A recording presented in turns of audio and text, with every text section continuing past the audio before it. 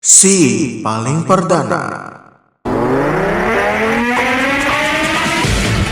Kejaksaan Agung menetapkan 3 tersangka atas dugaan perintangan penyidikan dalam kasus korupsi PT Timah, impor gula dan ekspor CPO.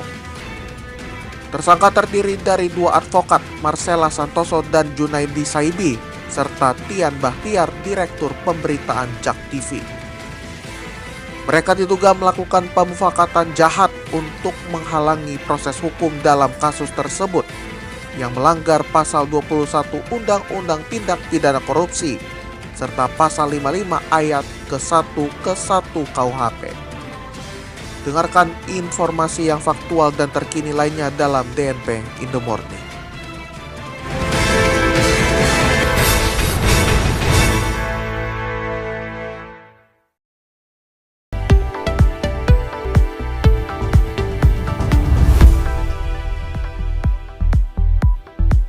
Anda tengah mendengarkan DNP in the Morning, ragam informasi yang faktual dan terkini untuk mengawali hari Anda. Saya Kevin Manoy dan Jordan Gozali, dan berikut fokus utama untuk pagi ini.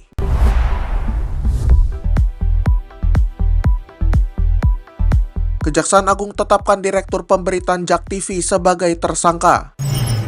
Vatikan umumkan pemakaman Paus Fransiskus akan digelar pada Sabtu mendatang. Polisi benarkan aktor berinisial FA yang ditangkap terkait narkoba adalah Fachri Albar.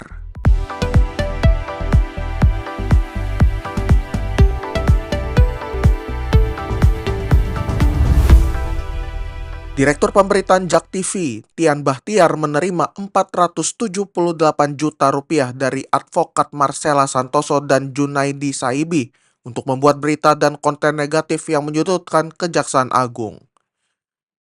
Berita dan konten tersebut disebar melalui media sosial, media daring, dan juga televisi JAK TV yang bertujuan untuk mempengaruhi opini publik terkait penanganan kasus korupsi.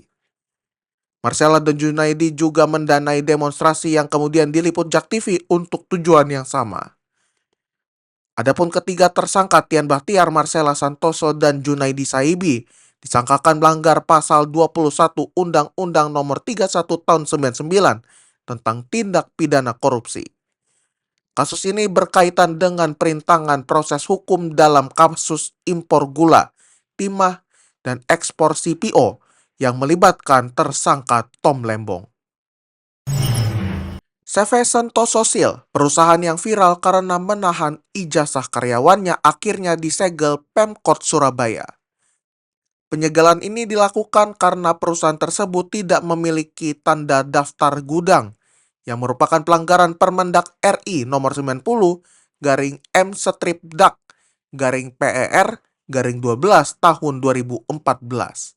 Wali Kota Surabaya Eri Cahyadi menegaskan bahwa semua perusahaan di Surabaya harus menaati peraturan dan perizinan yang berlaku.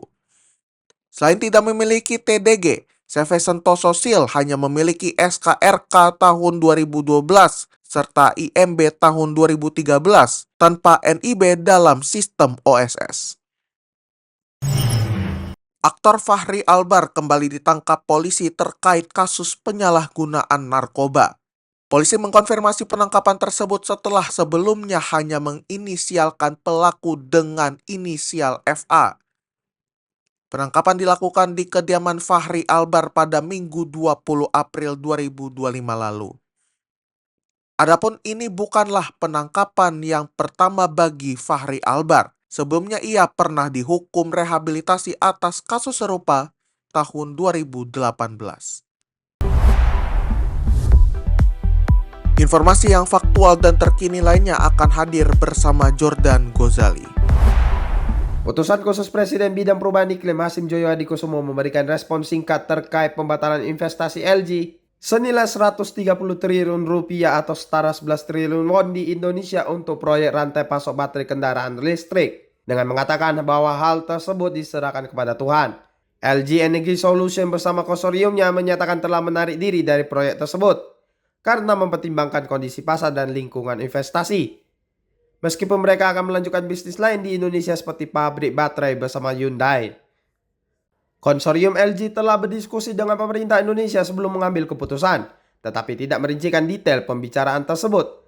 hanya menyebutkan perlambatan permintaan kendaraan listrik global sebagai faktor yang mempengaruhi keputusan. Pembatalan investasi ini menimbulkan pertanyaan tentang rencana pemerintah Indonesia untuk membangun ekosistem baterai kendaraan listrik yang lengkap, mulai dari pengadaan bahan baku hingga produksi sel baterai. Dan hingga saat ini Menteri Investasi belum memberikan konfirmasi yang resmi. PT Kereta Komuter Indonesia atau KAI Komuter secara tegas membantah kabar hoax yang beredar di media sosial mengenai kartu e-money Bank Mandiri yang disebut-sebut tidak dapat lagi digunakan untuk pembayaran tiket KRL komuter lain mulai tanggal 23 April 2025. Vice President Corporate Secretary KAI Komuter Johnny Martinus menyatakan bahwa informasi tersebut tidak benar dan pembayaran tiket KRL tetap dapat dilakukan dengan metode-metode yang selama ini berlaku termasuk menggunakan e-money Bank Mandiri. KAI Komuter menghimbau masyarakat untuk lebih berhati-hati dan tidak menebarkan berita yang belum terverifikasi kebenarannya, serta menyarankan untuk selalu mengakses informasi resmi melalui kanal-kanal resmi KAI Komuter. Berita hoax ini awalnya tersebar di media sosial X atau Twitter melalui akun @angker_twitter yang menampilkan fanpage palsu berlogo KAI, menimbulkan keresahan di kalangan pengguna KRL sebelum dibantah secara resmi oleh pihak KAI Komuter. Vatikan telah mengumumkan bahwa pemakaman Paus Fransiskus akan diadakan pada Sabtu 26 April 2025 pukul 10 waktu setempat di Lapangan Santo Petrus sebagai bagian dari tradisi Novem Diales. Jenazah Paus Fransiskus yang meninggal dunia pada Senin 21 April 2025 karena stroke dan gagal jantung saat ini disemayamkan di Kapel Santa Marta dan akan diarak ke Basilika Santo Petrus pada Rabu 23 April 2025.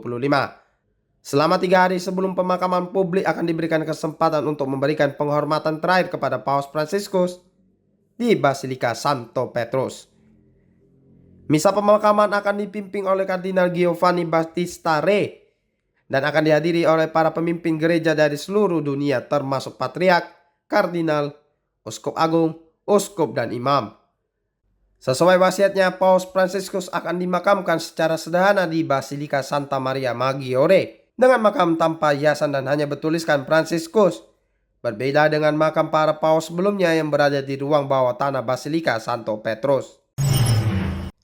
Kardinal Ignatius Suharyo, Uskup Agung Jakarta, dijadwalkan akan menghadiri pemakaman dan konklav pemilihan paus baru di Vatikan, menyusul wafatnya Paus Fransiskus pada 21 April 2025. Sekretaris Eksekutif Komunikasi Sosial Konferensi Wali Gereja Indonesia Antonius Gregorius menyatakan bahwa Kardinal Suharyo akan berangkat ke Vatikan jika tidak ada halangan berarti, mengingat beliau berusia di bawah 80 tahun dan memenuhi syarat untuk berpartisipasi dalam konklav. Partisipasi Kardinal Suharyo dalam konklav telah dikonfirmasi oleh Humas Keuskupan Agung Jakarta Susi. Sementara Kardinal Suharyo sendiri sebelumnya menyatakan belum memutuskan kepastian keberangkatannya. Konklav pertemuan tertutup Dewan Kardinal untuk memilih paus baru akan dimulai 15-20 hari setelah kematian paus. Dan proses pemilihannya melibatkan diskusi dan pertimbangan mengenai masa depan gereja Katolik. Kepergian Paus Fransiskus telah menyedot perhatian dunia internasional, mengingat rekam jejak dan kesederhanaannya sebagai pemimpin umat Katolik, dan berbagai ucapan bela sungkawa telah disampaikan dari berbagai belahan dunia.